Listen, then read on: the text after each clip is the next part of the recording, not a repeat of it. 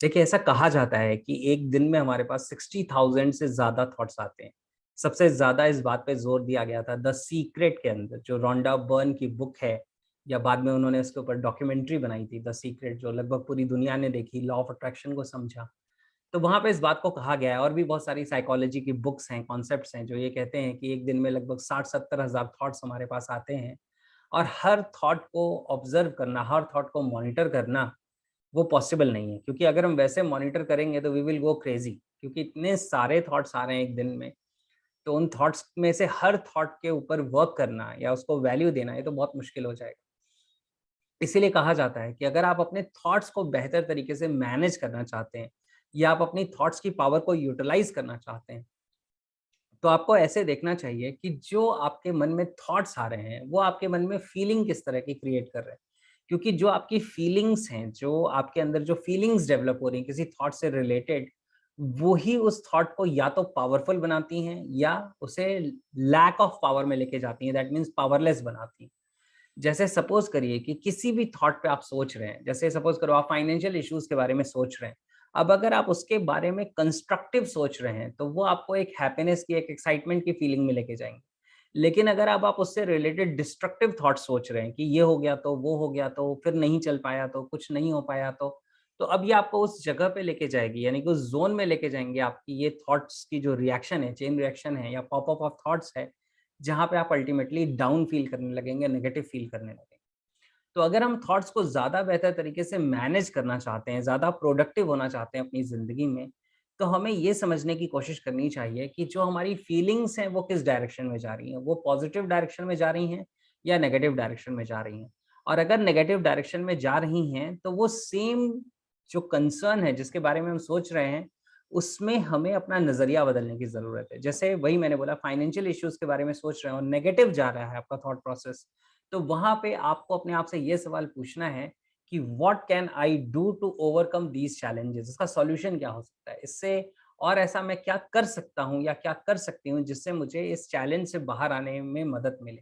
तो जैसे ही आप अपने थॉट्स को एक डायरेक्शन दे देते हैं कॉन्शियसली, तो होता क्या है कि फिर उस डायरेक्शन में थॉट्स आने शुरू हो जाते हैं। जैसे अगर अभी आप अपने रूम में चारों तरफ देखें और आप ये चेक करें कि ब्लैक कलर कहाँ-कहाँ है, तो आपका माइंड तुरंत आपको वो सारे कलर्स दिखा देगा जो ब्लैक हैं। इनफैक्ट ग्रे कलर भी आपको ब्लैक नज़र आएगा, राइट? या कोई और डार्क कलर भी होगा जो किसी और कलर का शेड है, तो वो भी आपके माइंड ने ब्लैक रीड किया होगा, क्योंकि आप ब्लैक ही ढूँढ रहे थे।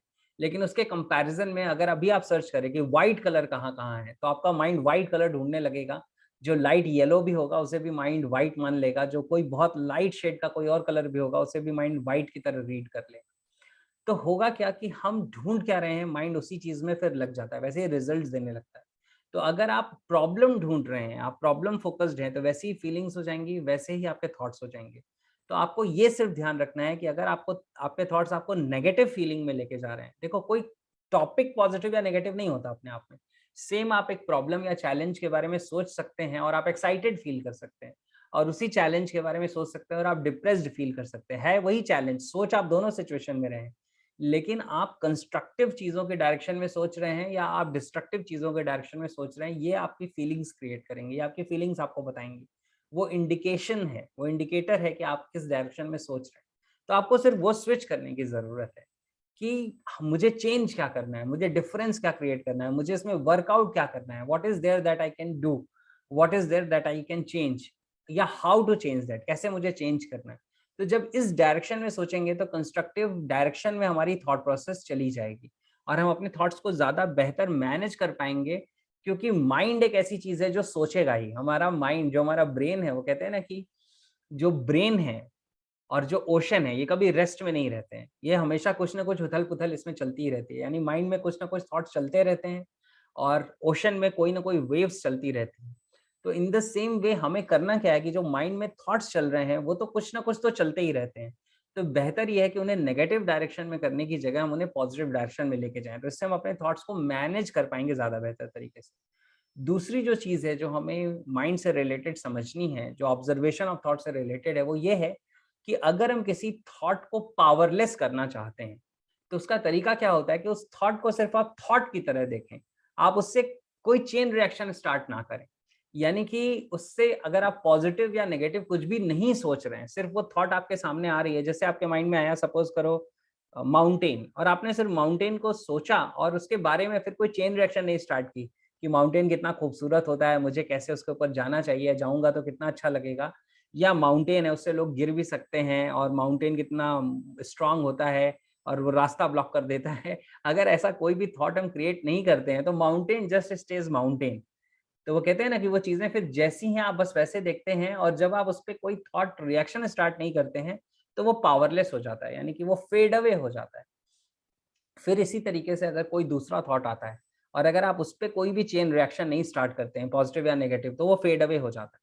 तो ये उस समय के लिए सही है जब आप कोई मेडिटेशन कर रहे हैं, जब आप अपने माइंड को थॉटलेस करना चाह रहे हैं, क्योंकि माइंड में बहुत सारे थॉट्स चलेंगे, तो माइंड एक टाइम के बाद थकना शुरू हो जाता है। लेकिन अगर हम उसे छोड़ देते हैं, तो वो रिचार्जिंग टाइम है, रिफ्रेशमेंट टाइम है। तो एक तरीके का वो मेडिटेशन है, जिसमें धीरे-धीरे आपका माइंड शांत हो जाता है, रिलैक्स हो जाता है, और जो दिख रहा है, वो दिख रहा है। उससे रिलेटेड आप कोई थॉट क्रिएट नहीं कर रहे हैं। तो दिस इज़ रिक्वायर्ड जब आप इस तरह के ज़ोन में अपने आप को रिचार्ज में लेके जाना चाह रहे हैं। लेकिन बहुत सारे लोग इसके ट्रैप में फँस जाते हैं। वो सोचते हैं ज़िंदगी में थॉटलेस हो जाना ही सब कुछ है, ऐसा नहीं है। आपकी लाइफ़ में जो चैलेंजेज़ हैं, जो कंसर्न्स हैं, उसमें आपको सॉल्यूशन ढूँढने की ज़रूरत है। उसपे आपको रिज़ॉल्व करने की ज़रूरत है। उसे लेके आप ब्लैंक होते रहेंगे, जैसे सपोज़ करो कि आपके इस हाथ में दर्द हो रहा है और आप बोले नहीं मैं एक पेन किलर का इंजेक्शन लगा लेता हूँ, ताकि पेन का पता ना चले। अब आपको पेन का पता नहीं चल रहा है, लेकिन हो सकता है जो डिज़ीज़ हाथ में है वो बढ़ जाए। क्योंकि अब आप उसका सॉल्यूशन नहीं कर रहे हैं। तो आपको उसको सॉल्व करने की ज़रूरत है। जहाँ चैलेंजेज़ हैं, उसका सॉल्यूशन ढूँढिए, अपने थॉट प्रोसेस को उस डायरेक्शन में लेके जाइए। तो दिस इज़ हाउ थॉट्स को ज़्यादा बेहतर मैनेज कर पाएँगे, ज़्यादा रिज़ल्ट ओरिएंटेड हो पाएँगे, और जो अननेसेसरी चीज़ें हैं, उसको हम अवॉइड कर पाएँगे, right? So this is how we can manage thoughts in a better way.